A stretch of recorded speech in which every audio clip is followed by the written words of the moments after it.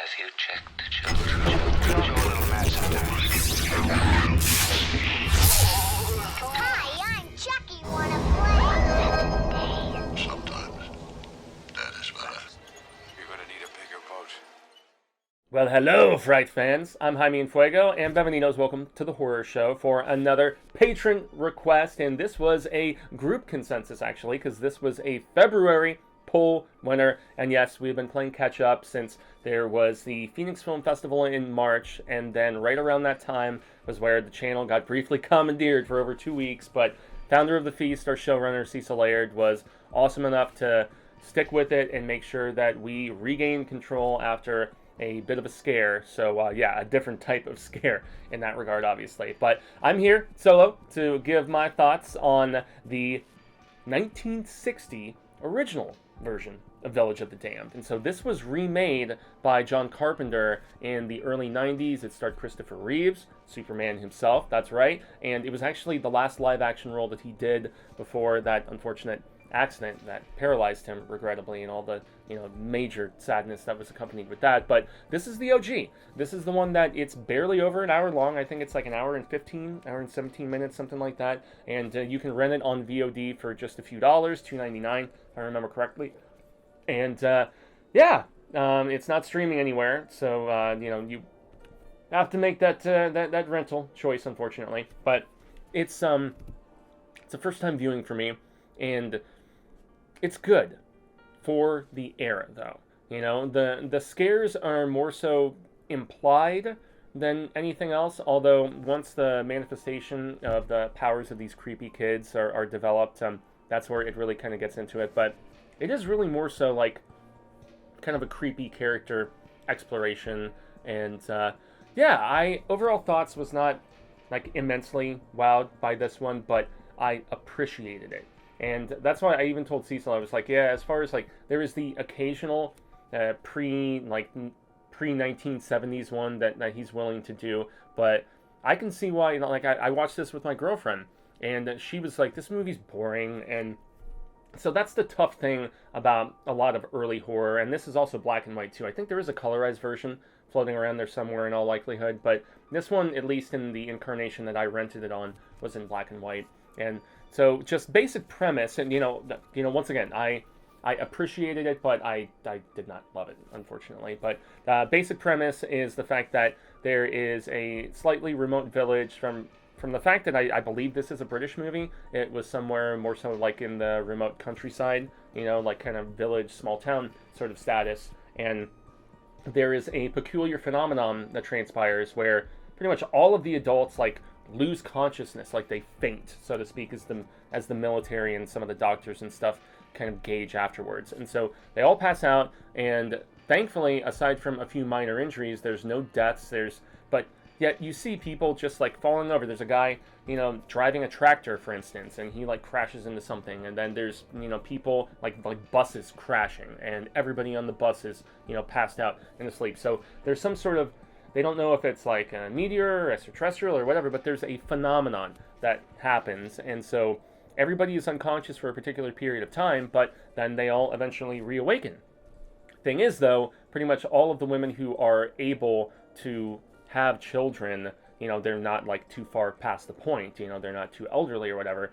A lot of them actually, and they all become pregnant at the same time, and a lot of them miscarry, but those who do not miscarry end up having these kids that they are growing at a rapid rate.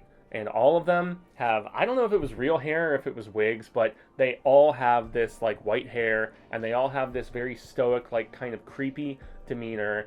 And they also have kind of a hive mentality, and the fact that if one of them learns something, all of them learn it simultaneously. So there is kind of a mental link amongst all of them.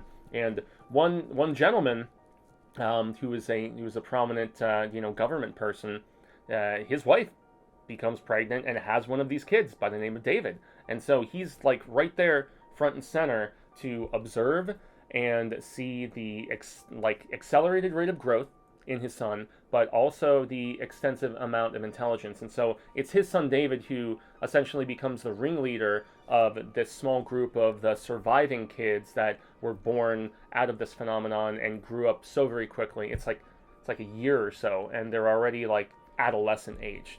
They're like grade school here in the States, and that there is a government kind of struggle in the fact that they're like, okay, do we get rid of them? Do we study them? Do we just, turn a blind eye? Like, what the hell do we do?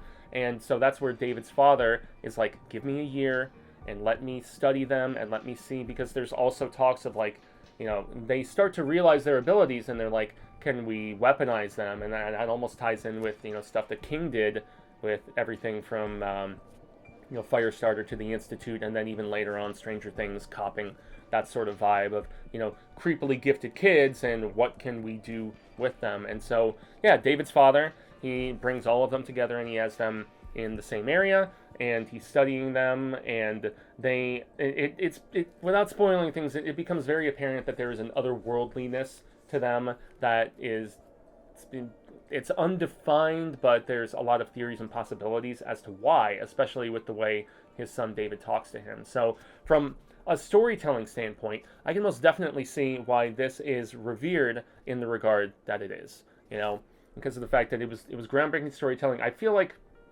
there was an essence of cheesiness maybe in 1960 when this initially came out. It would not be perceived as such, but me as a desensitized person in 2022, over 60 years later, it just doesn't hold the same heft that the R-rated remake had, which went a little bit creepier. Now, it's been a long time since I've watched that, so I'm not here for like a basis of comparison or anything. But I mean, performance-wise, it's very much that, I'm not going to say wooden, but just very actorly acting, where of this time, most notably in the 40s, 50s, and the early 60s, it was like the classicism and just a very refined aspect of acting. In a lot of ways, it feels like acting to me. The one that did not feel that way to me, ironically enough, was the kid, the ringleader of all of the little blondies, David, and the son of what I guess kind of becomes our main character. Now there's another character on the military side of things, a younger dude, who I guess is kind of a countering tandem of sorts. But yeah, the kid is the one who, from an acting standpoint, steals the show for me. His dialogue delivery, especially the extent of sophistication and just everything about him is now, like, he epitomized what needed to happen with this role in a wise beyond his years. And when you think about how young in age he actually is, despite his appearance, and yet even feels older than his appearance in the way that he talks, that's where it's intriguing. And it does show that, from just a filmmaking standpoint, at this particular time in 1960, that there was a budget behind it, and we do get death, and we do get, while it's not of a graphic nature, being the era in which that it is still kind of fearsome, because we have characters, these kids have like a push, so to speak, to use a Stephen King term, and I know others have as well, but the mind control aspect, in the fact that, just like looking back down here to make sure we're still recording, but these kids have the ability to make people do things, and you see the first evidence of it where one of the children is very young, and an older sibling that was not part of that like massive, just sudden birthing sort of situation. The kid takes this toy, and the other kid like mind controls the older sibling that is not a part of the process, and they go and they give it back.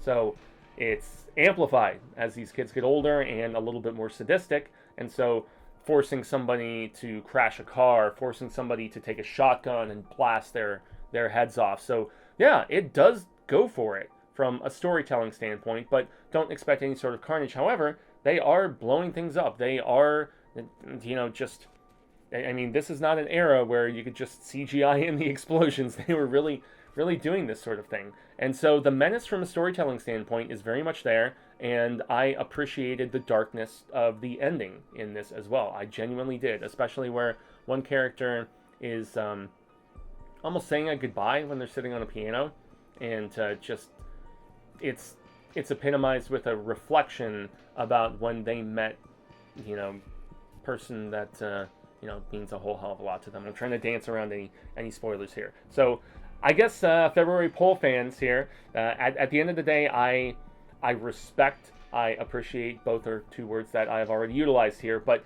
yeah, I understand why this was so influential on creators that were young at the time when they saw this. The Carpenters, the Kings, why those guys went on to grow up and have the influence and the inspiration from a film like this really seep into their storytelling. And so, yeah, it's if you want to really explore the history of scary cinema, you can't go wrong with checking out Village of the Damned and spending a few doll hairs to check it out and explore some of that proverbial horror history, as I mentioned. So, grande gracias. I've been Jaime and Fuego. Like, share, subscribe here on the Horror Show channel is greatly appreciated. If you would like to become a patron, or if you were seeing this on the Patreon page, and as opposed to just viewing, you would like to be somebody who gets to suggest something specifically, you can do that. We can do commentaries, film reviews. We even have stuff like a Boogie Box, which is a curated package that Cecil puts together every month, and